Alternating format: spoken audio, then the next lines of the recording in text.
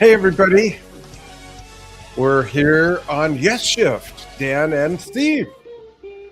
Yeah, and this time we're reviewing the new album, The Roaring Waves, which the release date is tomorrow, August 28th.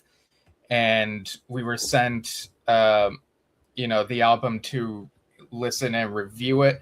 And this is from Steve Hackett and Steve Rothery. We've had Steve Hackett on our show 3 times, I believe, which is kind of funny. Like, we're mainly a Yes themed podcast, and we've had him on more times than we've had Steve Howe, funny enough. But uh, yeah, this collaboration with Steve Rothery, and I don't know if you knew this, Dad, but Steve Rothery has been the longest continuous member of Marillion. Wow, longer than yeah, I guess so. I never thought of that. That's interesting. Yeah, Huh. and yeah, we were talking a little bit about Marillion last night, come to think of it, when we had Charles on the show. But yeah, Yeah. apparently this collaboration between the Steves was something that they thought of, I think, around 2015. And then 3 years after that, they actually started working on this. And now it's finally out. And I'll zoom on the art a bit Yeah, it's more cool. and sort of scroll down. Yeah, it very much looks like one of those paintings that you could see at an art gallery type of thing. Yeah, Um, thanks to Inside Out Music for this. yeah, And for keeping prog alive too. They play a big yeah, part in they that. they have a lot of great acts on their label. Yeah. Yeah. So, Um, yeah, and go ahead. this is like the second recent C themed thing that Steve Hackett has done in recent memory. His solo album, which we talked with him about a while back, The Circus and the Night Whale, and now we got this, The Roaring Waves. So Yeah. yeah, those recurring types of themes, I guess. Yeah. God, that was a great album too. His last solo album. This one, well, let's start with the cover. What do you think of the cover? I think it looks really good. The overall feel of the album, and I'll also show the different formats that are available as well. I feel like the overall feel of the album is, it's not too bombastic, but it does have like its peaks and its calmer moments. So I feel that kind of makes the cover fit that type of vibe, because it's not trying to be too overt, if that makes sense. Totally. But yeah, this is the picture of the vinyl. But yeah, what do you think? Uh, I like it, and I think it fits. If I could use one word to describe the album, it came to me in the first maybe 10, 20 seconds of the opening track, and the word stayed with me throughout the whole album, and it's very cinematic is the way I would put it, and I think that the cover kind of fits that as well. I could see that becoming a movie poster, you know. Yeah, there were moments that definitely felt cinematic to me, and we'll go. I have like these little notes, like track by track, which I'll get to. But yeah, this is also available as a media book, CD, Blu-ray package here, and it's got Dolby Atmos mixes. So yeah, people can get it from Inside Out Music, and it's all instrumental, which I think I was kind of surprised by going in, since I'm so used to, whenever I see Steve Hackett perform or listen to his stuff, there are sometimes, vocals, but it was kind of neat getting to hear this instrumental album. And Yeah. the other players on here, um, like we've said, we have Steve Hackett and Steve Rothery. They both play guitar, but Rothery also plays bass and keyboards. But you also have Ricardo Romano on keyboards and bass. And Leon Parr plays drums on tracks 6 and 7, and Daniel Pomo plays drums on tracks 1 through 5. Yeah. But yeah, what did you think of the whole instrumental aspect of it? I kind of wasn't sure what to expect if that was going to be the case, but I wasn't surprised by it. What I was surprised is I guess I didn't recall a lot of harmonica work by Steve Hackett, and on this album he really belts it out. He's really a good harmonica player, and there's work involved there. You know, it's clearly its own instrument, and you know, I think it's been sort of what would the word be? It's been, I think a lot of people assume anyone could just pick up a harmonica and play it. You know, you can't exactly do that with other instruments that much. Like you can't, most people can't just pick up a flute and make flute music. You know what I mean? Yeah, I wonder if maybe part of that is the size of a harmonica. Like people assume because of its size, and maybe that's why people think it's an easy thing to do. But yeah, he starts the final track of this album with harmonica, which is like a little neat flavor. Would you say that this album has kind of Americana-ish flavors, or is that a good way of describing some of those? Mostly the last song, which is called, is it called Along Pacific Coast Highway? Yeah, it's Pacific Coast Highway. Yeah, right. Which you were born right near in Ventura, California. Right. And I'm very familiar with Pacific Coast Highway growing up in Los Angeles and going to the beaches, Topanga, Zuma, Malibu, Santa Barbara, Ventura, Oxnard, and all the way up the coast to Carmel and whatnot. So it carried that sort of like road trippy sort of sound, you know? Yeah. In the 40s and 50s especially, America fell in love with the automobile, and going on weekend rides and trips and picnics and things became the thing to do. And it kind of brought that sort of Americana era / vibe to me. The rest of it I didn't feel, for me, was very Americana. It was much more cinematic. And I hope that the Steves would not be offended by this, but a lot of it reminded me of the feel of the song it's a Pink Floyd song on the Division Bell. I think it's called, not Marooned, is it? Let me look it up. Do you know what song I mean? Not off the top of my head. Like Floyd, the Division Bell. Let me look up it'll bug me if I can't remember, but it very much had that vibe. Okay, so here's, and again, sometimes artists are offended by that. That's not at all what we intended. You know, who knows? But singles. No, yeah, but the ear hears what it hears, you know? Yeah, exactly. Okay, here we go. Digital, just give me the fucking set list, song list.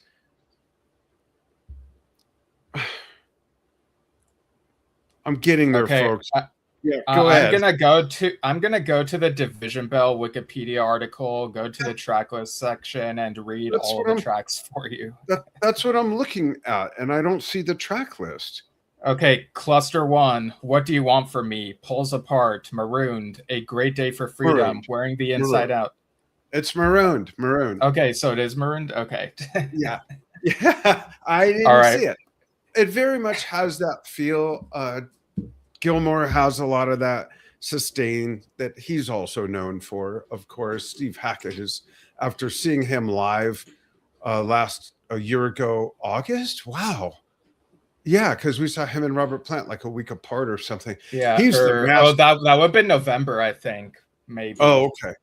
But it was incredible, the masterful way he used sustain and the tremolo bar and everything. And he uses it a lot of that technique on this album. But a lot of it reminded me of the vibe of Marooned on that album. But it's not to the point where I would be confused, or that's not what I mean. It just had sort of the same coloring, the same flavor, the same type of soundscape. Yeah, and I think I do know, kind of related to that with some Pink Floyd songs, there are certain moments where it kind of reminds me of like being at sea or whatever. And sometimes they do have those sound effects, and that type of vibe was in my head while into this, even if I wasn't thinking of Pink Floyd while listening. Now, there are 7 tracks on here. The first one is The Storm. It begins with a symphonic opening, like not a super bombastic one, kind of a bit of a subdued one, but still really good. And you got like these marching beats in the background, and then it gets into a heavier vibe with waves crashing and whatnot.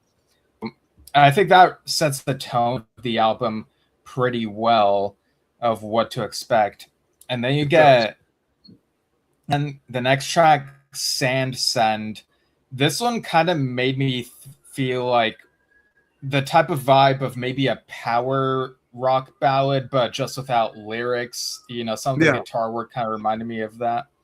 Yeah. And then the next one, Red Dragon, which was mellow. It felt like cruising on the highway by the seaside, which is kind of funny because lately I've had Red Dragon, the novel, on my mind. The Thomas Harris novel, which is very much crime fiction and is not very mellow. So this is like the opposite of that. The Roaring Waves, the title track, is the 4th track here. And I myself, maybe listeners already know this, but I'm not the best at picking out, what model of guitar is being played here or whatever. That's not my expertise, but I did wonder if there was a flamenco guitar here or something that sounded like it, kind of like a flamenco flavor, maybe. But I don't know. Am I off there? No, I think that's a good take. Yeah. Yeah, and so Roaring Waves begins with that type of vibe, and then you kind of get surprised by the more cinematic feel that follows that bit. Like it's a bit more like up front, and then we get moody electric guitar flavors. So I like the journey that the title track takes us on. And then we get K-129, which I had to look this up. Apparently this is a type of submarine, and this one definitely has like peaks and valleys, the way that the music goes there.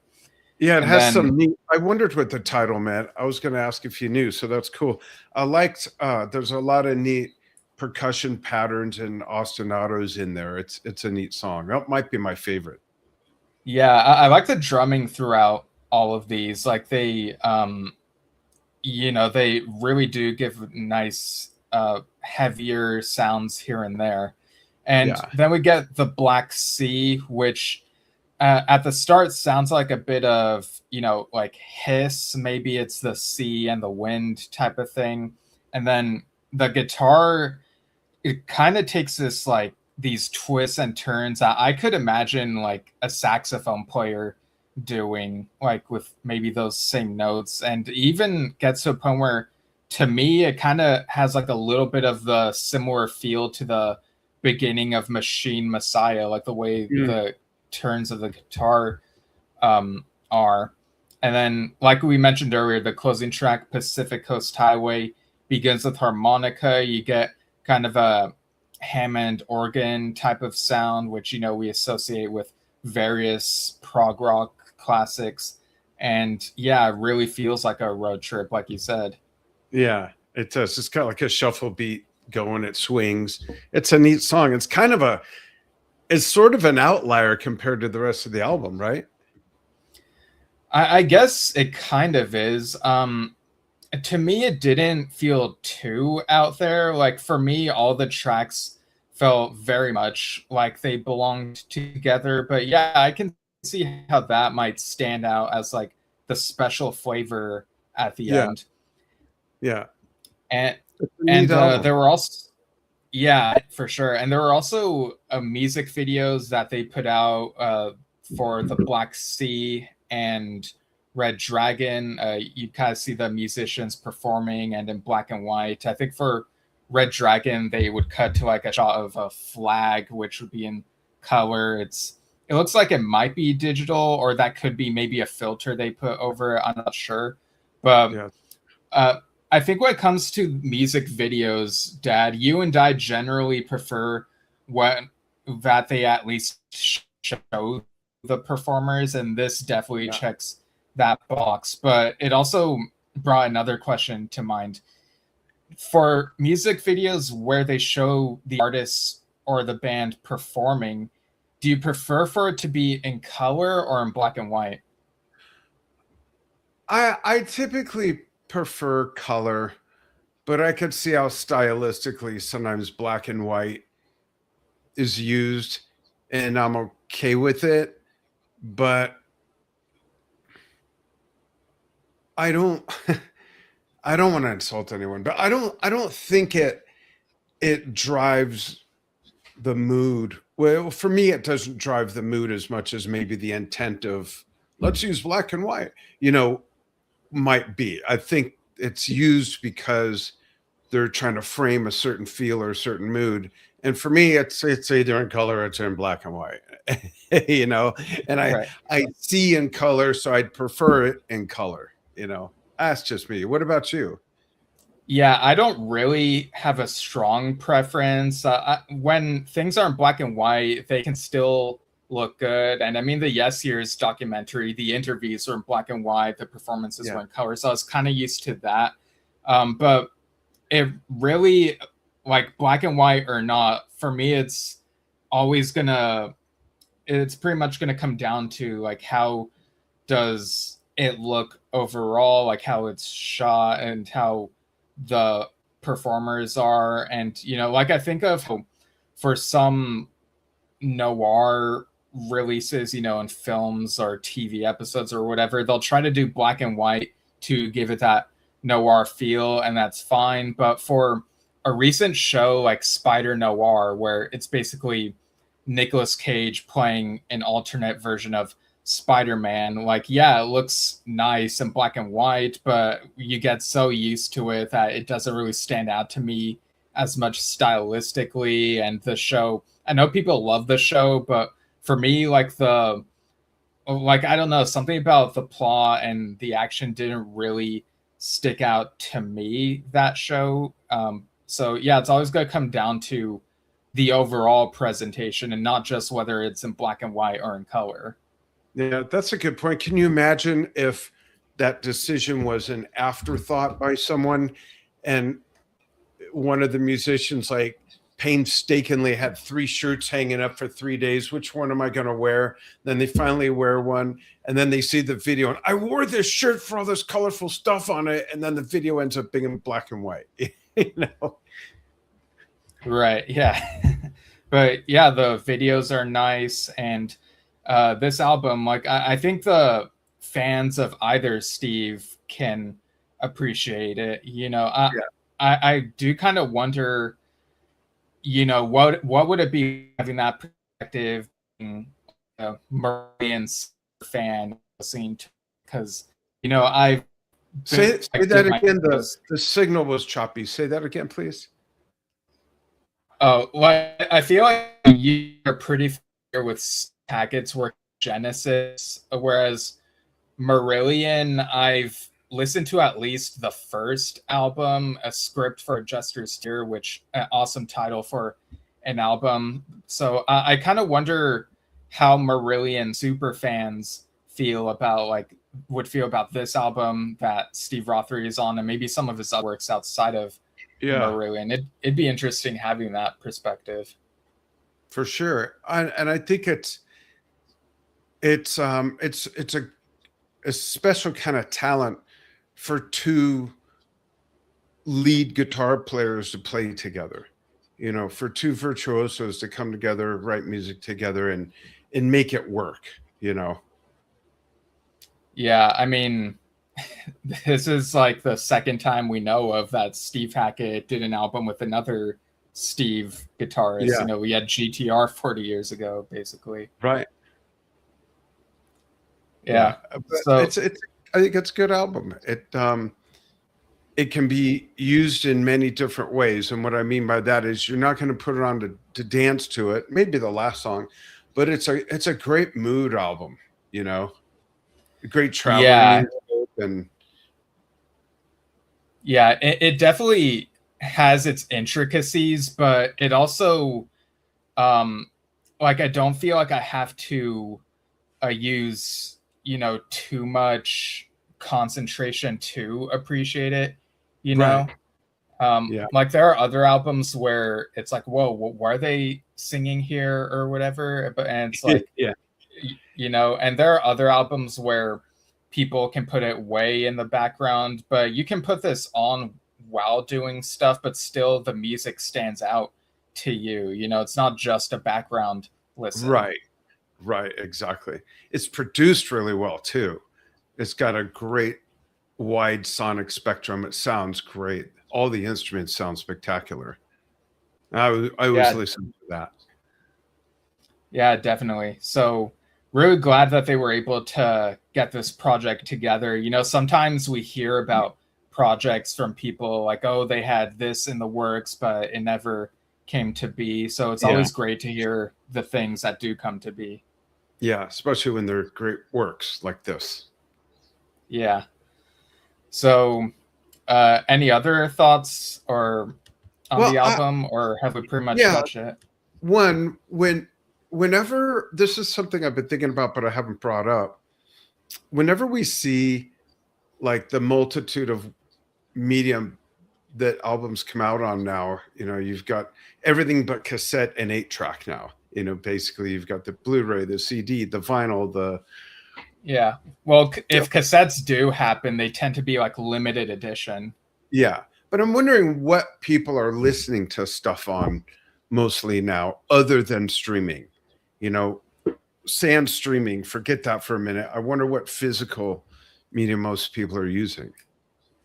Yeah, I would think it would probably be between vinyl and CD. I know people do get the Blu-ray audio, but I'm not sure that as many people check that out as they do CDs or vinyl, because I don't know, CDs feel more convenient in some ways, and vinyl, you have like the bigger artworks of that. But yeah, Yeah. that'd be interesting to look into. Have you ever compared the sound? Oh, For I SID thought I was going to releases, sneeze. But I mean, between the Blu-ray and like CD, like, is there a noticeable difference? right? So when I did the Tales from Topographic Oceans like super deluxe edition, there were various CDs and the Blu-ray tracks, and I think I'm just the wrong person to compare those things, because if there are differences, they don't stand out to me too much, even if I have it cranked loudly or have headphones on. Like, I feel like there are probably some other audiophiles who'd be better at comparing those sorts of things than I am. I Yeah. just listen to the music and um, see like how much I appreciate it. Yeah. I hope some people will chime in and comment on that even after, this is live, because I'd like to know. I'd like to hear from people, like, how big a deal is the Blu-ray? Is it a convenience thing for that type of player? Is the sound that different? Is it better to people? Like, I have no idea. Yeah, and it could also depend on the audio setup that people have with their sound systems. For sure. I need to get a record player because I miss vinyl, and we've been sent a ton of vinyl over the last few years, and I don't have anything to play it on. I have a 1924 Victrola, but I'm not playing any of them on that. It Right. works. It might be interesting to get a second copy of something and put it on there just to see what it, like a Led Zeppelin album or something, just see how it sounds. It'll sound like it's being played through a Jack in the Box speaker from the 1970s, is what it'll sound like. Yeah, probably. But yeah, folks, you can get the Roaring Waves via link in this post. And yeah, it's definitely worth the listen for sure. For sure. Yeah. Play it loud. Yeah. It sounds huge. Yeah, it's big music. That's a good way to put it. It's big music. Yeah, definitely. Cool. All right. What else do we have coming up, Steve? So I know for sure we have our interview with Bob Seska. We currently have that set for September 17th at noon Pacific. And if anything comes up between now and then, or if anything changes, we'll post about it. But yeah, definitely more fun stuff on the way here at Yesshift. Cool. Thanks everybody for watching, and thanks if you're watching on Drum Talk TV as well. And we'll see you soon with more fun, proggy sort of stuff, right, Steve?